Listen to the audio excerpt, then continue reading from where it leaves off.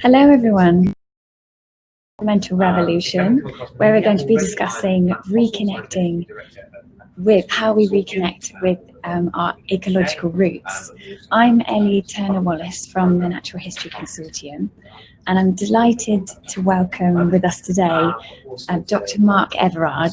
He's Associate Professor of Ecosystem Services at the University of the West of England, as well as consultant, broadcaster and author, and he's going to be introducing our topic today before we move into breakout rooms, where we're going to be discussing the topic in small groups. So I will hand over. Thank you very much. Okay, I am going to play these technology games, and it's great to see so many people are already. So there we go, the incremental revolution, reconnecting society with its ecological roots. And Ellie, can you just reassure me everyone's seeing that? Yes, absolutely. Terrific. Well, what does all this mean?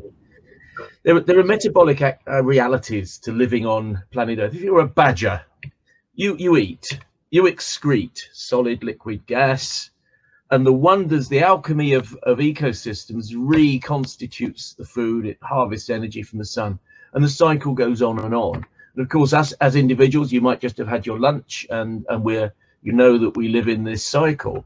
But the same is true of our businesses. The same is true of our regions, of our landscapes, of our continents. We are all metabolic entities. We all live as part of wholly integrated socio-ecological systems. Now, I often, if we were an open forum, I'd say, what do you think of as infrastructure? And people say things like pipes and taps and wires and sewage treatment works and airports and roads and railways. But those things are merely technological extensions to reach for the real infrastructure. So pipes bring us clean water from nature and take the dirty water back. Maybe we treat it. The wires bring flows of energy.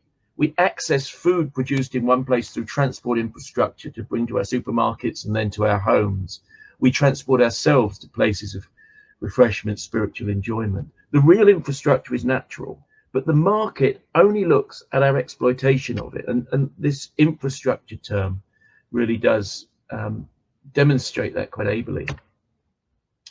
Because of that, because we focus so much on the exploitation of nature for what we want, and we don't balance that with its protection, restoration, regeneration, nature is degrading rapidly and at a terrible scale, spatially and temporally. And we're in this vicious cycle of degrading foundational resources, which inevitably mean declining security and opportunity for the future. It is what I call a degenerative landscape. We are in a degenerative cycle.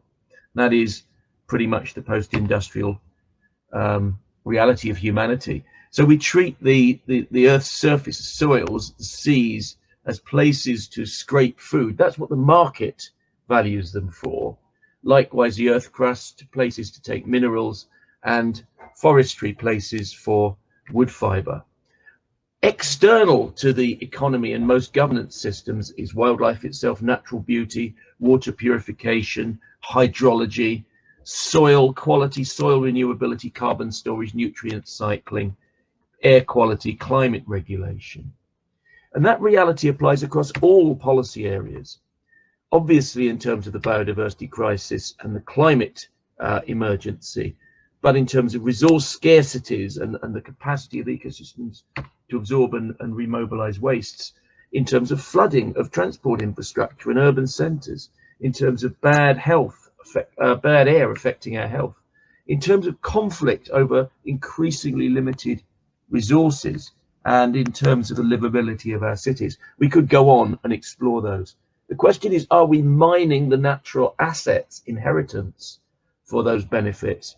Or are we nurturing them, investing in them, treating that natural capital as the absolute irreplaceable foundational?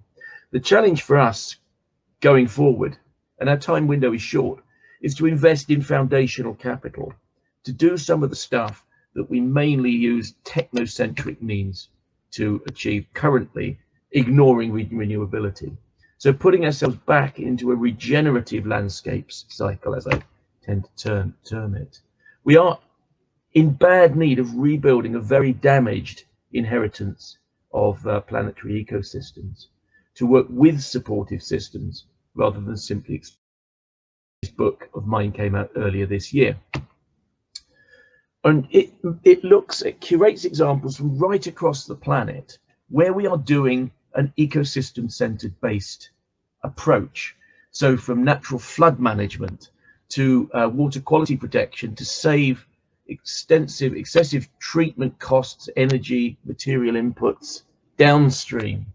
Water security in India, one of my main research areas, at least pre-COVID, and we're at huge landscape scales in the Ethiopian highlands, the Los Plateau and the Great Green Wall in across the south of the Sahara and increasingly above it, where nature-based solutions are arresting the advance of desertification, bringing people out of poverty, recycling nutrients, retaining water, giving economic security. These things tend to be massively co-beneficial. So you use nature to address one problem, and many benefits across other areas come for free with it, nature-based solutions. This is highly pertinent because we are about to embark on the UN decade on ecosystem restoration. It hasn't got a lot of media attention, and yet this is a massive paradigm change. It is all about changing the way we think, act, interact with, use nature to, for example, address all these problems simultaneously. I use the STEEP system quite a lot to take systems views of things, and STEEP is an acronym for social, technological, ecological, economic, and political. Ecological will take for granted for this exercise that is the foundational resource that supports social needs across a range of categories. Technology choice influences ecological process, equally makes use of it. That has economic ramifications, and the governance systems, political, it means not just central politics, but governance in the round, has massive ramifications. So, for example, we might build a big dam that changes the nature of ecosystems, which has massive distributional equity issues between social groups within catchment, with distributional economic impacts. Generally, the rich get richer, the poor get poorer. And the governance system sits in the middle of how decisions are made about technology, distributional equity. So the exercise that we're going into is to use the STEEP system. We haven't got an ecological working group, because what we're trying to do is reconnect society with its ecological roots. The working groups will take social, technological, economic, or political, and ask questions about what solutions do we need? What transitions do we need? What are the characteristics of, for example, technological choice auditing operation that is sympathetic with ecosystem, the ecosystems that support it? What are the economic measures that might make that happen, positive and negative? What are the opportunities in the political arena? For example, ELMS, environmental land management schemes, is one that obviously came with the royal assent of the Agriculture Act only last week. And socially, who might the key actors be? Do we just look to politicians as for our salvation, in which case we're probably doomed? Where are the pressure points? So these questions apply across all of those 4 domains of the STEEP system. So there you are. That's given you a rapid provocation. I could talk for hours. Please then go into your working groups with your facilitators, and there's half an hour, or no, 20 minutes to come up with some really pithy solutions to how we can reconnect society with its ecological roots as part of this ecosystem conscious revolution. Thank you very much, Mark. That was a fantastic introduction. So as Mark mentioned, shortly we are going to be moving into breakout rooms, and I'm going to explain how that's going to work. So we have 4 fantastic facilitators that are going to be leading those rooms. We have Amy Walsh from Groundwork, Lucy Bartlett from Bathscape, Mark Leach from Bristol City Council, and Jen Garrett as well from Forestry England. They're going to be in one of 4 rooms based on those themes around STEEP that Mark mentioned. So social, technological, economical, and political.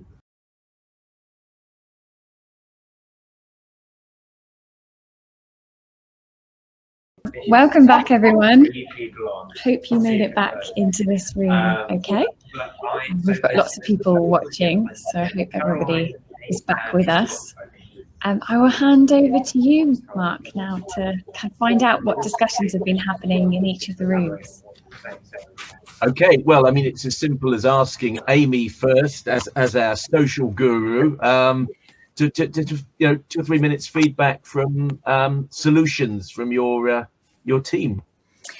Yes, so we were talking about the social aspect of this, and a lot of the talk kind of centered around power and whose voices are being heard in the kind of forums where these changes and challenges are being discussed.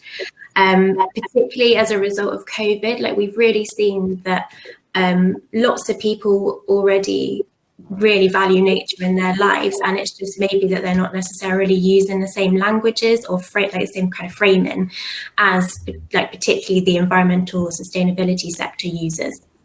We also discussed how environmentalism is a really abstract term that can be really difficult for people to comprehend when they've got like really kind of tricky home circumstances. Like if you're just trying to pay the bills, thinking about that bigger picture is really hard. So being really intersectional about our approaches towards this, and also relating to people where they're at, and particularly around health, food and housing was something we discussed.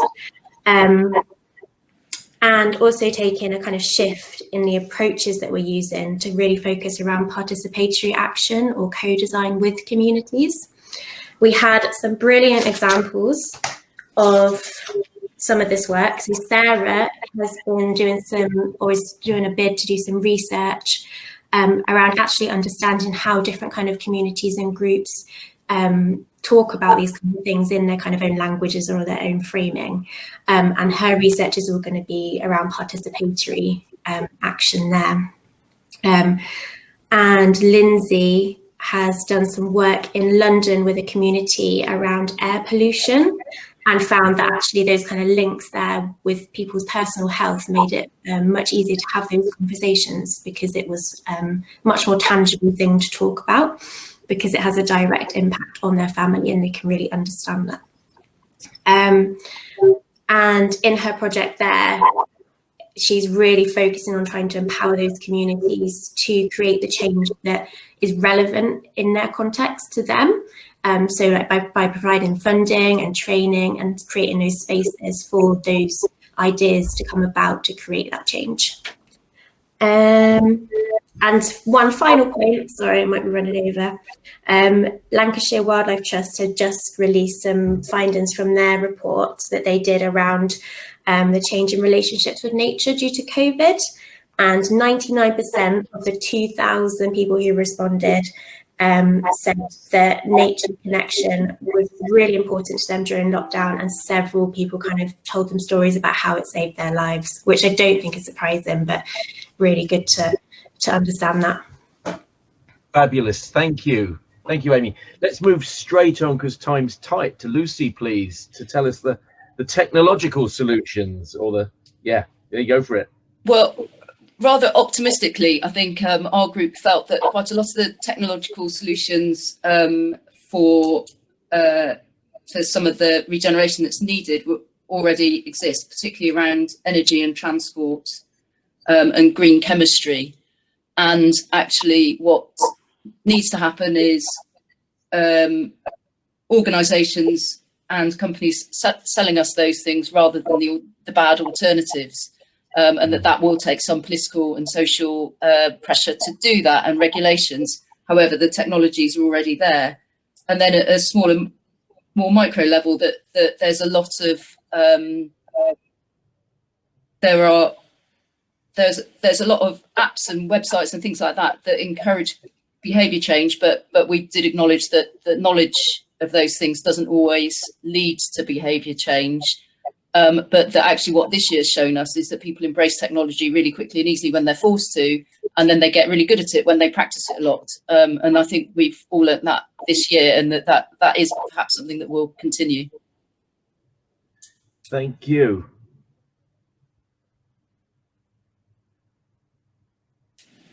I'm capturing your notes. Thank you so much. You've done there, Lucy. Thank you for that. Okay, then let's go on to Mark, please, for the economic angle on this. Okay, yeah. So we talked about a range of different things, and felt that a lot of what is needed in terms of the opportunities and the challenges and what needs to happen on the economic side are already there. And we loosely sort of covered three areas, which I would describe as sort of policy, and business, and people. I couldn't think of the P for the business. So basically, there's lots happening already. The Welsh government have got a system that looks at different sort of values that aren't purely about GDP, and there are different models of measuring natural capital and the value of ecosystem services, etc. I wasn't actually aware that there are two models emerging. One is much more radical than the other, and one is transformative, but you know, they both shift away from purely focusing on the economic value of things. And I think if you're looking at an economic context, you obviously have to focus a lot on business. We felt that that's starting to happen. We felt that business could benefit financially from changing the way it values things, to avoid destructive effects of transport, for example. They can benefit from that, and that's okay that they benefit from that, provided that's meaningful action and they are really changing the way they value things. And we have to remember that businesses are made up of people, and the leaders are people, and that's a way in, because they all have families, values, experiences, etc. And sometimes we forget that. So finally then, to people, and the need to communicate different values and what we're trying to achieve with business and with policy. And something we took from the framing session that some people went to was around how people don't understand the economy. So we glibly said that we just need to teach the entire world economics, and then we'll be able to move on to ecosystems and services, etc. But seriously, another model was that economy obviously comes from the Greek about that your house, the sort of your household running, the running of your household, and we could find a way in there in terms of concepts and metaphors that people can understand. And then finally, in terms of people, we need to be responsive and reactive as well as proactive with the other things I've already talked about, and really look at, it comes back to lockdown, it's already been mentioned, and the massive change in values, the massive increase in attachment that people have to nature through what's going on at the moment. So there's potential there to tap into that and to try and get these messages that we're talking about in this session through to people that way. Thank you very much, Mark. Nice and succinct there. So Jennifer, the political story, fascinating. Yeah, we had a small group, but a good conversation. Can everyone hear me okay? 'Cause apparently I've had issues in my mic. Okay, cool. You're coming and going a bit, just speak okay, loud. I'll just speak loudly. So one of the main things we were talking about was the importance of local governance and city level action, and how there's a potential for that, and it almost seems like it's a more manageable scale for action to take place. So yeah, so we had a talk about sort of what London Mayor's doing, and we kind of spoke a little bit about COVID actually, and how mayor level action is changing things in certain places, and how that is mirrored in our sector, or can be mirrored sometimes if it isn't already. So yeah, good chat about that, and then we kind of came around a bit to local action and individual action, and then we kind of strayed into social a little bit and started thinking about the fact that politicians and those who have power to influence are people too, and we need that societal change to kind of get that change in governance in policy as well. So Obviously, a lot of these areas all link up. We also talked about how we measure things and present to policymakers. I gave the example that, you know, at Forestry England here, we do our accounting through natural capital accounting. And that's, you know, one of the ways to be able to build in the importance of natural infrastructure and also, you know, health and well-being, water, carbon cycles, in a way, and presenting that information to policymakers, and you know, can require change in governance. So, so yeah, we had a big sort of round talk about some of the other areas by mistake, but sort of really settled on that local governance and mayoral action. Thank you very much. We've got about 2 minutes, and of course, STEEP is a system, and everything is interconnected. So the right technology or the right choice of technology can work better with ecosystems and generate greater equity and ultimately a better balance of costs and benefits across society and so forth. I just wonder if any of the 4 of you saw any absolutely tight linkages with something that another person in the working group said, or, you know, across the working groups, because the workings of the system is what really matters here. I feel like we all saw COVID as an opportunity. I hate using that word because you always feel like you've got to be a bit sensitive and just how tragic it is. But there was a commonality there. I think in certainly what 3 of us. Yeah, it's almost like the Dunkirk spirit, or you know, Dunkirk was seen as a great triumph for Britain, even though it was just running away without too many fatalities. So the analogy is maybe a little bit close. But I think in our group it was a similar feeling, which is this conference is a good example of that, which came up, which is people have talked about online conferences in the past, and everybody's thought, no, why would we do that? Because we haven't got the networking, we haven't got the blah, you know, you haven't got all the stuff that comes with a physical conference. And then these couple of days have just proven to everybody that actually it can work just as well as a physical, and that these sorts of things and other good practice like this will continue post-COVID, because when people are forced to do them, they find that they work, and then you practice them and then you get better at them.